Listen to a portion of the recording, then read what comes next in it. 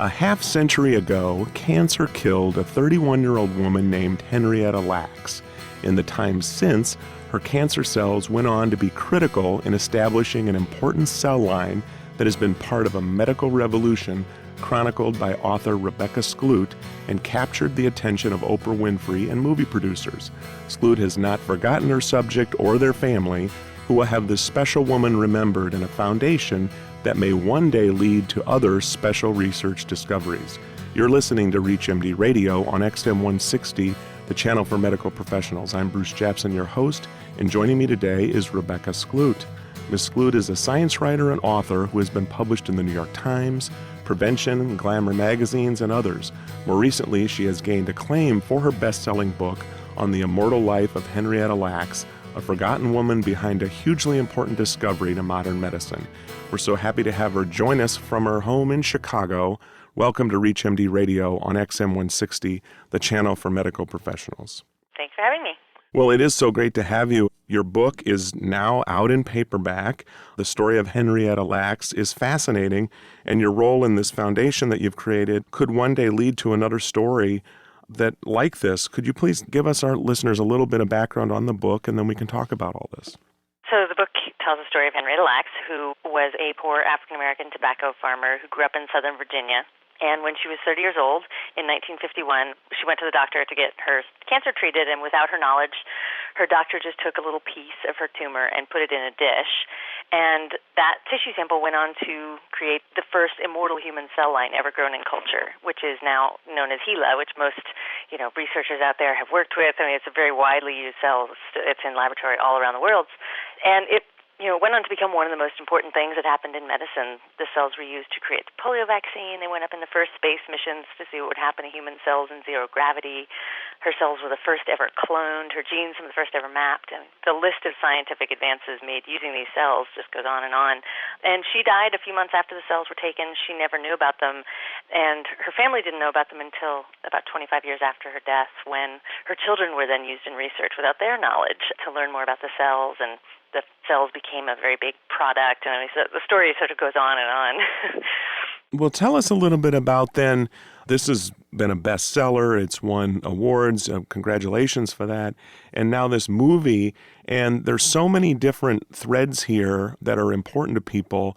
But tell us a little bit about kind of what you've done, because oftentimes, 50 years ago, people were researched and studied without their knowledge, and it wasn't a participatory thing as it is today.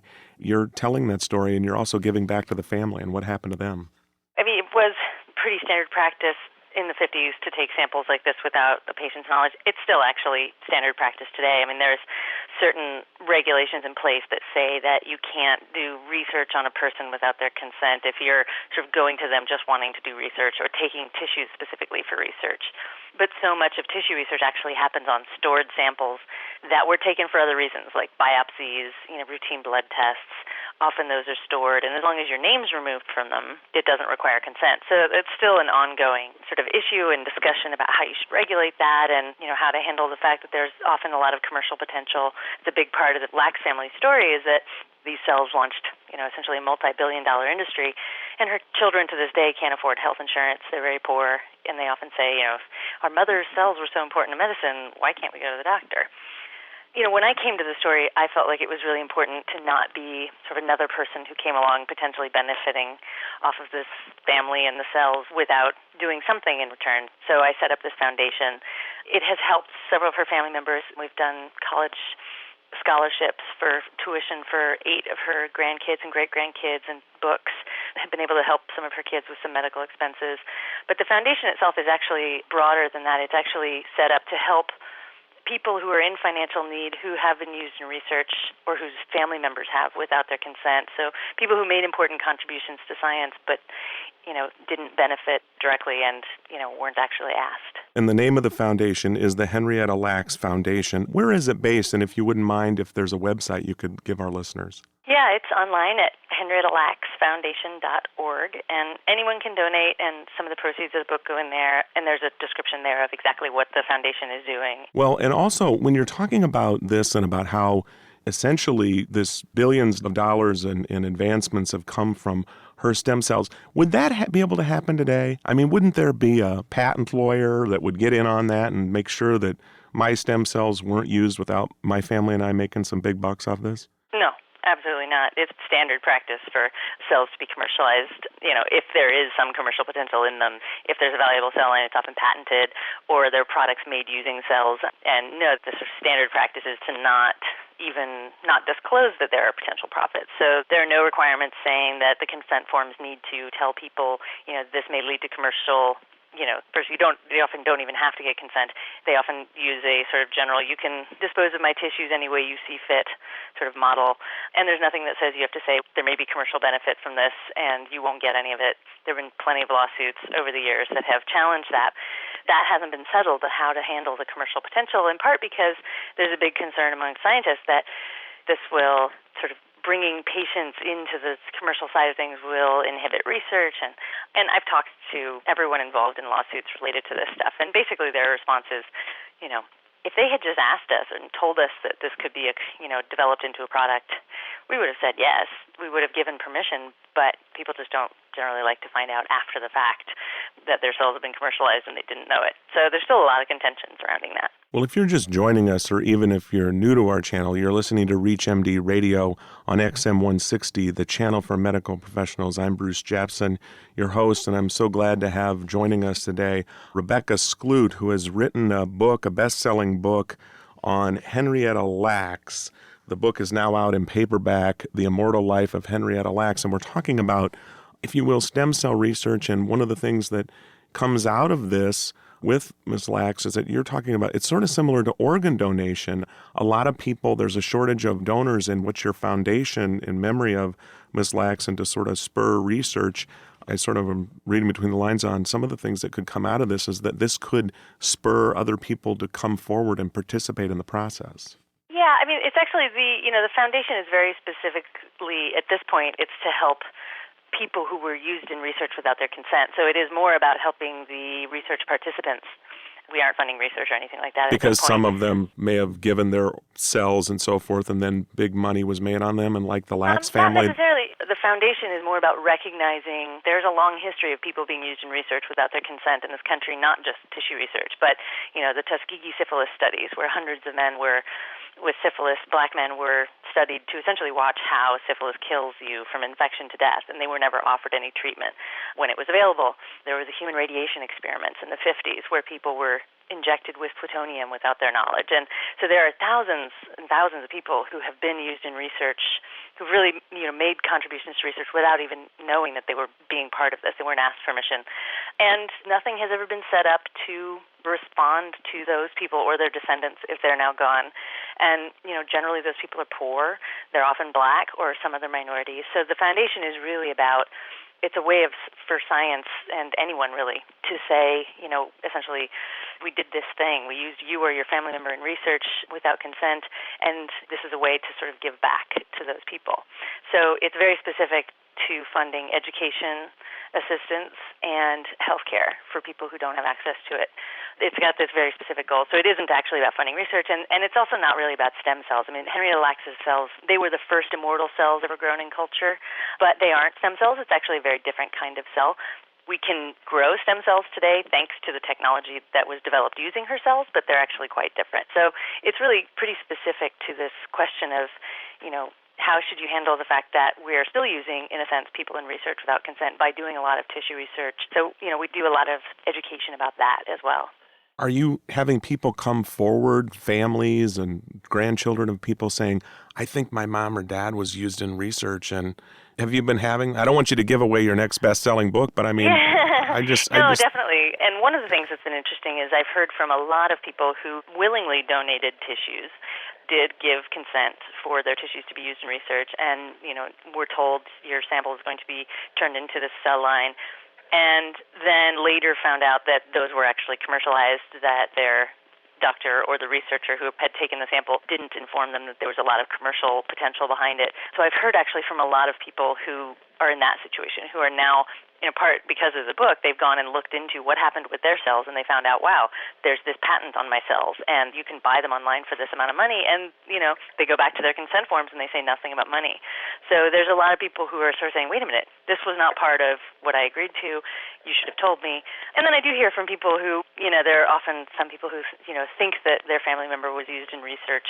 Often it's not the case, but sometimes it is. So there's a big range of responses that we get. Now, are some of the folks who were not told that there was money involved and later found out money was made, are those folks going out and getting lawyers and trying to get a piece of the pie, or do they have a case? For the most part, it depends on what their agreement was, and the legal sort of case law has always ruled in favor of commercialization without sort of letting the patients in on it, because there's this concern about inhibiting science. And, and I should say there's the number of cells that are actually valuable is practically none. Like, your cells are probably worth nothing, my cells are probably worth nothing. It's very rare that a cell line is actually worth something.